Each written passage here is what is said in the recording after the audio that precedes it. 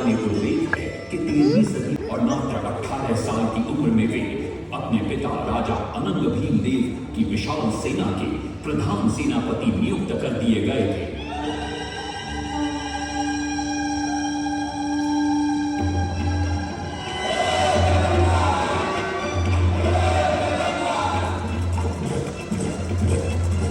सेनापति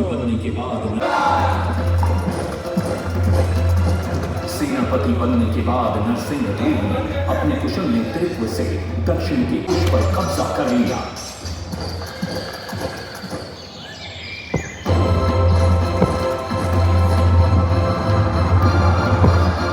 तत्पश्चात उन्होंने विजय कोंडा, जिसे आज हम वारंगल के नाम से जानते हैं,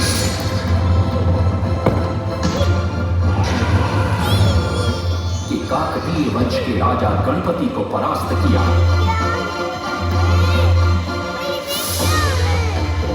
और उनके राजकोष पर भी कब्जा कर लिया। 3 वर्षों तक निरंतर युद्ध के पश्चात जब वे बहुत सारी धन संपदा लेकर कलिंग लौटे तो राजमहल में उनका भव्य स्वागत हुआ।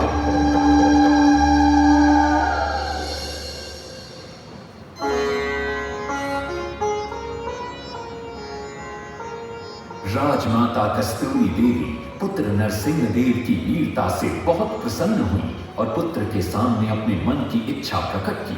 कहा, तुम्हारे पिता ने शंख क्षेत्र पुरी में भगवान जगन्नाथ का भव्य मंदिर बनवाया है।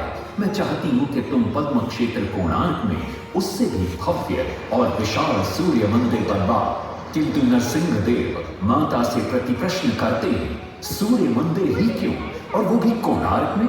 तब राजमाता कस्तूरी देवी बतलाती हैं, द्वापर युग में भगवान श्री कृष्ण के पुत्र सांब बड़े ही सुंदर और सुकुमार थे।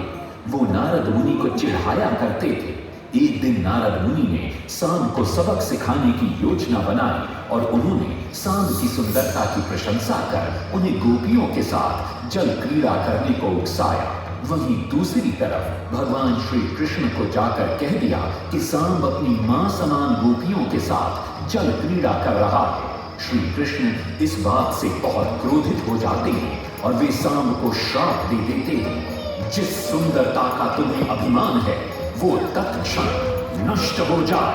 सांब को कोढ़ हो जाता है। जब सांब राजमहल लौटते हैं और मां जांब को ये पता चलता है कि पिता श्री कृष्ण के श्राप की वजह से सांब की ये अवस्था हुई, तो सारी रानियां क्रोधित हो जाती हैं। नारद जी को बुलाया जाता है।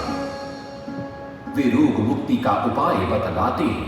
वे कहते हैं, सूर्य की पहली किरण ऊर्ध्व देश के एक कोण पर पड़ती है जिसका नाम कोणार्क है। सांब को वहीं जाकर सूर्य की आराधना करनी होगी।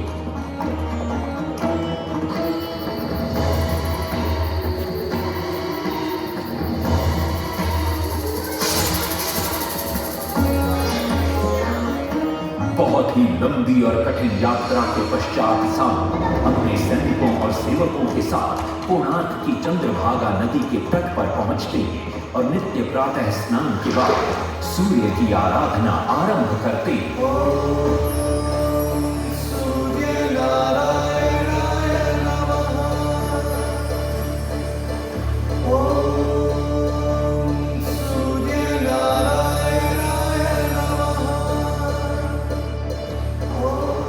अन्न जल त्याग कर 12 साल की कठिन तपस्या के बाद सूर्य देव प्रसन्न होकर प्रकट होते हैं और सांब को रोग मुक्त होने का वरदान देते हैं। पुत्र, आज रात्रि के चतुर्थ प्रहर में स्नान करते समय नदी के तल में तुम्हें एक वस्तु मिलेगी। वो मेरा ही प्रतिरूप होगी। उसका स्पर्श पाते ही तुम इस कोढ़ रोग से मुक्त हो जाओगे। स्नान के पश्चात सांब जब नदी से बाहर आते हैं तो वो रोग मुक्त हो चुके होते हैं। उनके हाथ में एक छोटा सा पत्थर है। उनके सुंदर और सुकुमार शरीर को देखकर सारे अनुचर और सिपाही प्रसन्न होते हैं। सांब उस पत्थर को वहीं स्थापित कर एक छोटा सा मंदिर बनवाते हैं। लेकिन जब उन्हें ज्ञात होता है कि सूर्य पूजा का विधि विधान यहाँ किसी को पता नहीं है तो वे चिंतित हो जाते हैं। वे ध्यान में बैठते हैं सूर्य देव पुनः प्रकट होते हैं और शाम के पूछने पर बतलाते हैं कि दूर पश्चिम में साक्य देश के मागा ब्राह्मण पूजा की विधि विधान जानते हैं।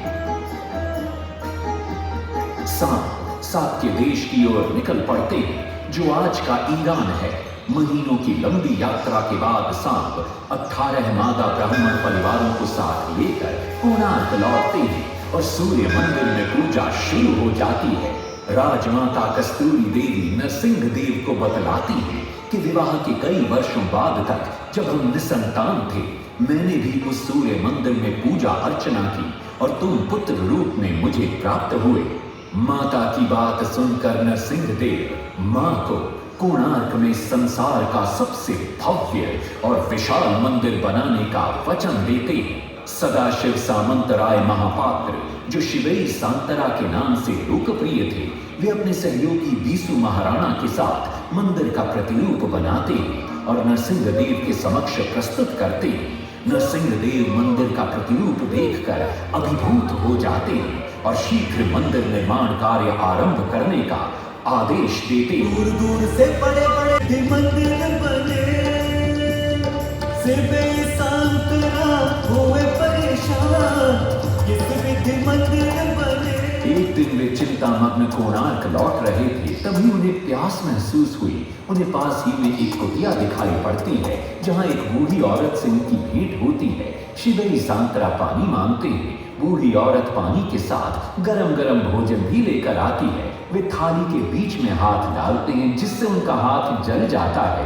तब वो बूढ़ी औरत मुस्कुराकर कहती है, तुम तो शिवई सांतरा की तरह बीच से भोजन उठाकर खा रहे हो।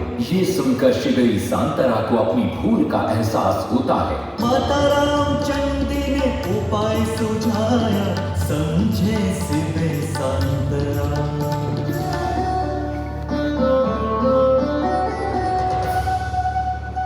तत्पश्चात वो किनारे से पत्थर डलवाना शुरू करते हैं और मंदिर निर्माण का कार्य तेजी से आगे बढ़ने लगता है। 1200 शिल्पियों ने 12 वर्ष में मंदिर बनाया। घोड़े साथ सजा कर रथ में समय जो चक्र बनाया।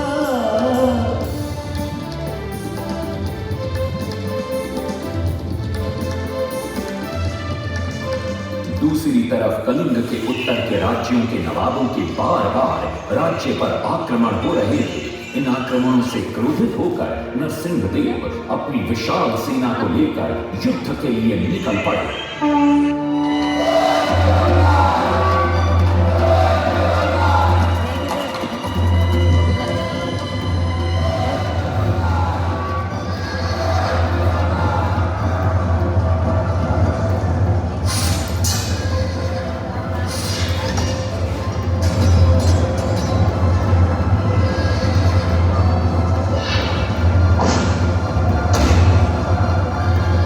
शक्तिशाली गौड़ वंग के नवाबों को भी युद्ध में परास्त कर दिया और उनसे प्राप्त सारा धन अपने कब्जे में लेकर सूर्य मंदिर के निर्माण कार्य में लगा दिया। 1200 कारीगरों के अथक प्रयास से 12 साल बाद विशाल और भव्य सूर्य मंदिर बनकर तैयार हुआ। उस समय के लोगों में वास्तुशास्त्र, ज्योतिष शास्त्र और खगोल शास्त्र का जो ज्ञान था, उसे देखकर आज के बड़े बड़े वैज्ञानिक भी आश्चर्यचकित रह जाते हैं। कई प्रयासों के बाद भी मंदिर के गुंबद पर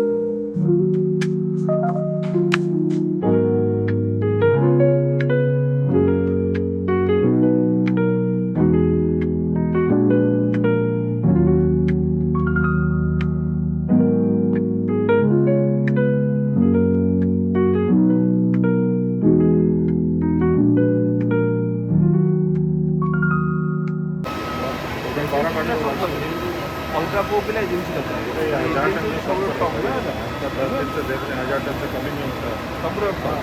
एजेंसी बड़ा हो गया, छोड़ जाने गाड़ी से लगे कम नहीं अलगा होगा। चैनल काम करते हुए एजेंसी काम करते हैं लेकिन 15